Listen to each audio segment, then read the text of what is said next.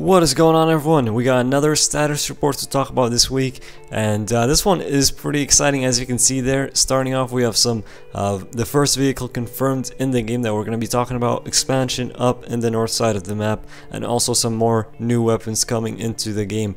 But before I start, I do want to say thank you for your continued support on this series, and thanks for everyone that's been hitting that like button, sharing these videos, and just supporting in general. Thanks so much, and let's get into this week's status report. So let's start off with the expansion up north.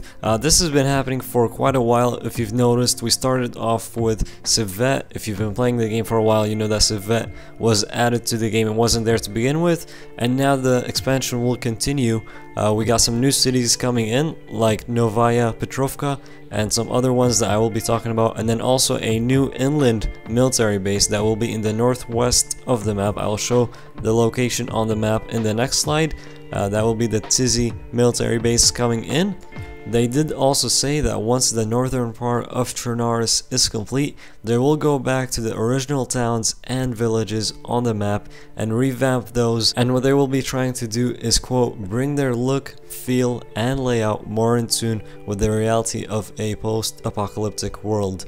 So yes, they will go back and revamp those original towns and villages as well, after they have finished working on the northern part of the map. Okay, so let's actually look at where this expansion will be happening. The top map, as you can see, is the current one that we're playing on right now, and the one below is the one that they showed us in this status report, showing the expansion that will be happening up in the north side of the map. So we start off with Severograd, which is currently in the game but labeled as under construction, so more work will be done to it. And then, as you can see on the bottom map, the expansion goes west. We have new cities popping up right there. Some of those names on the bottom are also on the top, but right now if you go there, there is no city. It's just, you know, nothing there. So that's where they will be building cities, as you can see. So I've labeled that for you. And also the expansion does go out all the way to Novaya Petrovka, which we talked about earlier. That looks like it's going to be a good sized city, and it keeps going out northwest until we reach that new military base, the new inland military base that they talked about last time. This is called the Tisy military base, and it's all the way up northwest of Northwest Airfield. So it's up there, it's in the northwest corner of the map. Looks like that's one of the last things you can reach on that side of the map, in that corner, and that's the new military base coming in, and that's where it will be located. So can't wait to see what that looks like. Hopefully we get more information, what kind of buildings there will be there for us to loot, and more info like that in the next status report. So let's move on to the next slide and discuss what else will be coming to DayZ Standalone. So it looks like there will be some updates for hunting. They said hunting will be expanded with a useful snare trap shortly. Also, weather impact, we've been talking about this for the past few status report videos. Weather impact has now made its way into experimental, so if you are playing experimental, you will notice weather impact, and they are tweaking it and working on it in there as well, just seeing what they need to do before they move that to stable. Also, they did add a new mercury thermometer, and they have said, quote, newly added mercury thermometer comes in hand if you are unsure about your body temperature. So that's the little update there for weather impact. Not much they had to say, but just a little update letting us know how that's going. And then moving down there to doors, we've talked about doors before in other status report videos, but they did want to update us on those as well. They said they are currently redoing configs for doors, so now you can actually open doors that you want to open.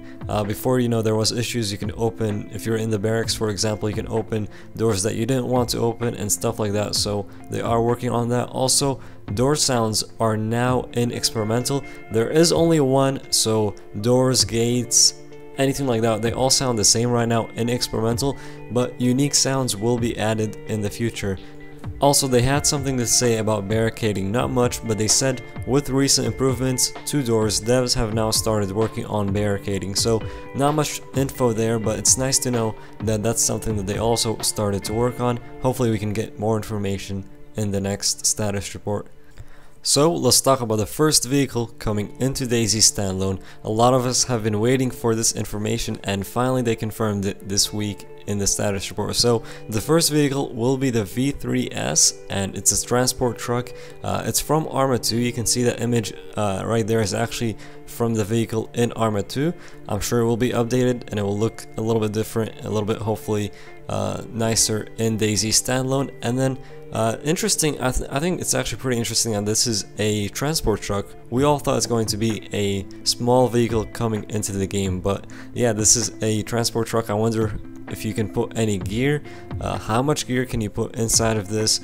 Maybe in the back there, or how many players can come along if you're going for a ride. It looks like you can fit quite a good amount of either gear or players and friends back there, so kind of interesting.